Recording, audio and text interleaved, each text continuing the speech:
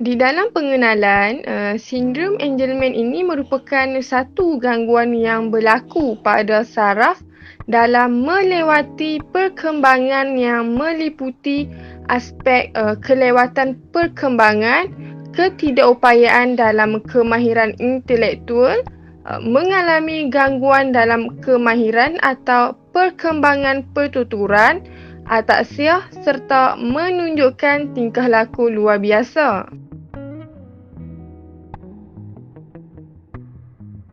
Sindrom ini dijelaskan oleh Dr. Harry Engelman pada tahun 1965 dan menggelarkan sindrom ini sebagai Happy Puppet Syndrome.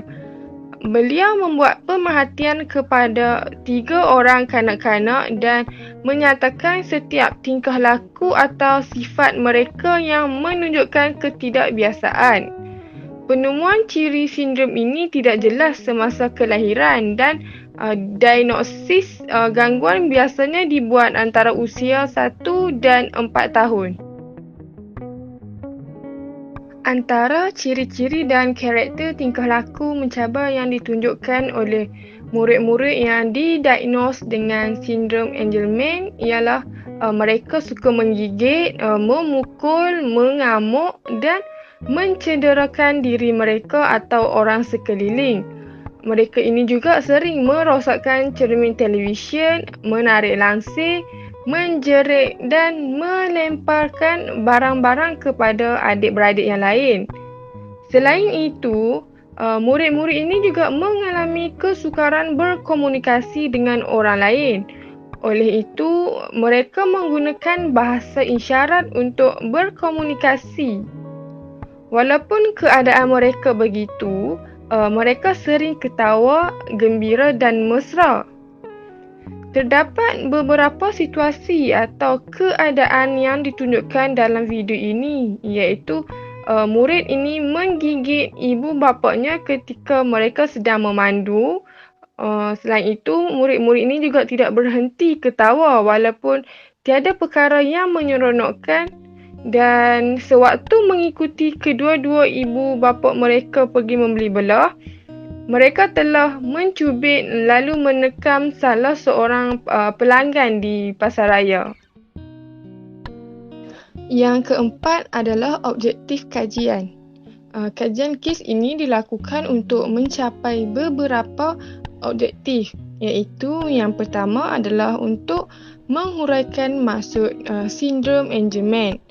Yang kedua adalah untuk mengenal pasti tingkah laku yang dihadapi oleh murid. Yang ketiga adalah menyatakan faktor-faktor berlakunya tingkah laku bermasalah tersebut. Yang terakhir adalah untuk menghuraikan langkah-langkah dalam menangani masalah tingkah laku mencabar. Jom, mari kita lihat kajian literatur.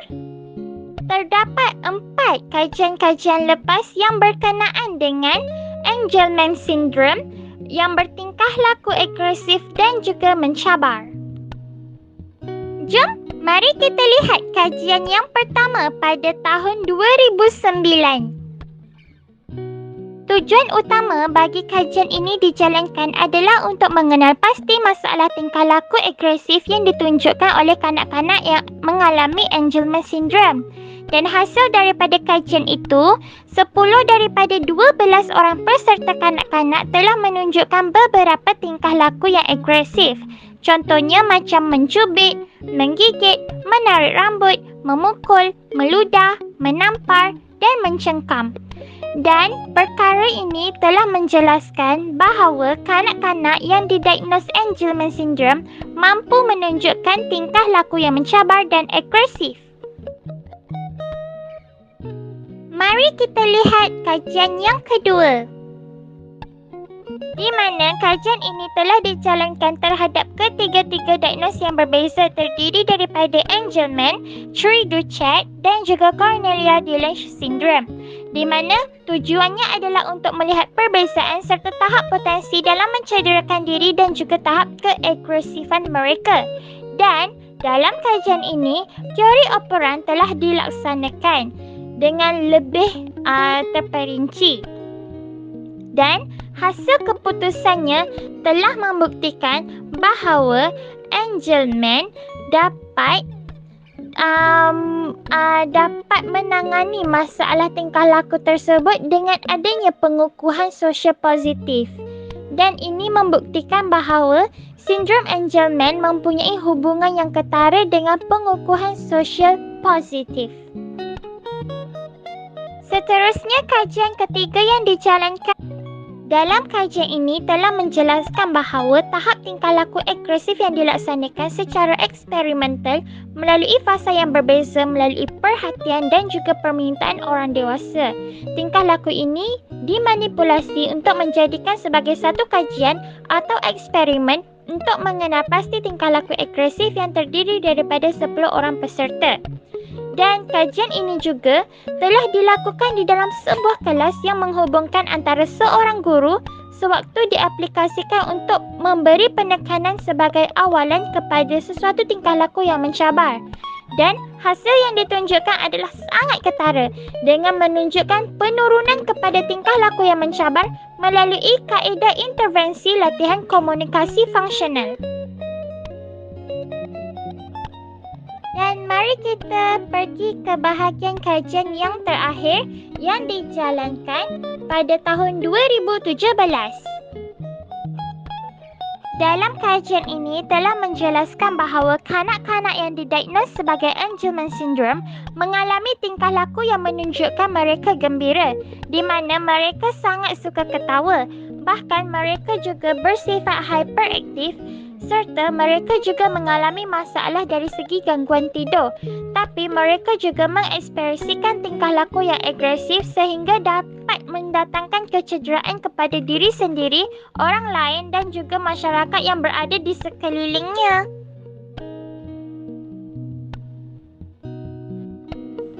Berdasarkan video yang telah diberikan, dapat dilihat di dalam video tersebut merupakan satu temubual yang dilaksanakan oleh Angelman UK antara ibu bapa, ahli keluarga ataupun pengasuh individu yang mempunyai sindrom Angelman. Mengetengahkan persoalan yang berkaitan dengan tingkah laku bermasalah, temubual yang dilaksanakan telah memberi kita satu peluang untuk melihat kepada realiti kehidupan individu sindrom Angelman. Tingkah laku bermasalah seperti menggigit, memukul, mengamuk dan mencederakan diri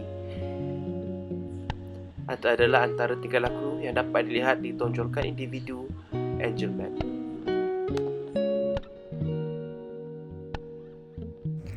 Mari kita lihat pernyataan masalah bagi kajian ini. Sebelum kita melihat pada pernyataan masalah kajian, mari kita lihat pada definisi pernyataan masalah. Mengikut Criswell pada tahun 2005, elemen-elemen yang seharusnya ada di dalam sesuatu pernyataan masalah ialah tajuk atau perkara yang dikaji dan masalah yang dikaji melalui bukti bagi menjustifikasikan pemilihan permasalahan penyelidikan berkenaan, iaitu bukti berdasarkan karya atau literatur atau bukti daripada pengalaman praktikal. Pernyataan masalah yang pertama adalah mengkaji mengenai tingkah laku mencabar yang ditunjukkan oleh Harvey yang mempunyai Angelman syndrome. Kedua, menganalisis punca tingkah laku mencabar menggunakan jadual ABC iaitu Antecedent, Behavior and Consequences dan jadual FBA iaitu Functional Behavior Assessment. Ketiga, mengenal pasti alat bantu mengajar yang sesuai untuk mengurangkan tingkah laku mencabar yang ditunjukkan oleh Harvey. Keempat, melihat keberkesanan penggunaan instrumen kajian iaitu jadual FBA dan ABC dan kesesuaian untuk digunakan dalam konteks guru di Malaysia. Daripada hasil pemerhatian, kami mendapati Harvey yang menghidap Angelman syndrome mempunyai beberapa masalah tingkah laku. Antara tingkah laku mencabar Harvey adalah suka menggigit, memukul, meludah, menarik rambut orang dan tantrum. Bagi menyelesaikan masalah tingkah laku Harvey, bahan bantu mengajar Picture Exchange Communication System atau dikenali sebagai PEX digunakan. PEX adalah sistem komunikasi yang berbentuk non-verbal di mana penggunaan gambar sebagai salah satu alternatif untuk dijadikan sebagai medium komunikasi. Ia dapat menangani tingkah laku mencabar kerana kita dapat mengenal pasti punca yang mengundang kepada tingkah laku itu. Kita juga dapat mengetahui keinginan mereka, perasaan mereka dan keperluan yang mereka perlukan. Justru melalui kaedah ini, kanak-kanak mampu untuk berkomunikasikan diri dengan orang lain. PEX ini boleh diaplikasikan untuk menangani tingkah laku mencabar Harvey. Selain itu, token ekonomi juga digunakan untuk menyelesaikan masalah tingkah laku mencabar Harvey. Penggunaannya ialah individu akan menerima token setelah menunjukkan tingkah laku yang diingini dan token akan ditarik balik sekiranya individu menunjukkan tingkah laku yang tidak diingini. Token yang dikumpulkan kemudian boleh ditukar dengan hadiah. Oleh itu, murid akan bermotivasi untuk menunjukkan tingkah laku yang diingini dan akan mengelak daripada melakukan tingkah laku yang tidak diingini. Maka, penggunaan token ini dapat menangani tingkah laku mencabar Harvey. Bahan bantu mengajar seterusnya yang digunakan ialah Bull Sensory Box. Bull Sensory Box adalah satu bahan bantu mengajar secara sentuhan untuk menangani tingkah laku menarik rambut. Ia dilengkapi dengan gambar-gambar yang berbeza yang mampu menarik minat Harvey untuk terus melakukan aktiviti itu. Maka, ia dapat mengurangkan tingkah laku menarik rambut. Kelebihan penggunaan sensory box ini juga dapat meningkatkan kemahiran mengawal emosi dan daya fokus di samping dapat menjadikan Harvey lebih tenang dan penyabar. Bahan bantu mengajar sensory cube juga digunakan untuk menangani masalah tingkah laku mencabar Harvey. Gabungan warna yang ceria dan bunyi dapat menarik perhatian Harvey dan penggunaannya dapat mengalihkan fokus Harvey daripada tabiat menggigit. Hal ini dapat membantu Harvey untuk meningkatkan kemahiran mengawal emosi dan daya fokusnya. Penggunaan Blowfield juga mampu menangani tingkah laku mencabar Harvey. Blowfield ini dapat mengurangkan tingkah laku meludah kerana apabila sering meniup, Harvey tidak lagi mahu meludah. Selain daripada penggunaan bahan bantu mengajar, terapi juga dilakukan kepada pengidap Angelman Syndrome. Beberapa jenis terapi yang dapat dilakukan ialah yang pertama, terapi komunikasi. Seterusnya, terapi tingkah laku.